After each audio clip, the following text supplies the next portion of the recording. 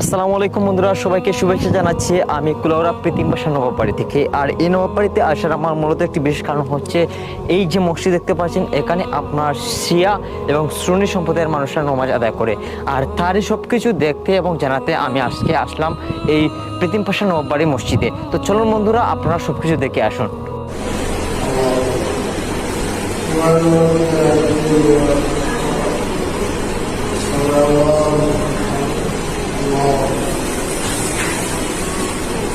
শিয়াদের মসজিদে আপনারা সুন্নিরা নামাজ আদায় করেন, আপনাদের কি কোনো সমস্যা হয় না? না, কোনো সমস্যা নেই।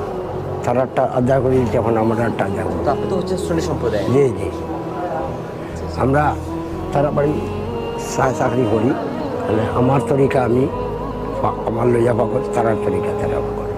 তো আপনি হচ্ছে সুন্নি। শুননি, আমি শুননি, আমার শুননি, আমার ইমাম সাহেব আছেন,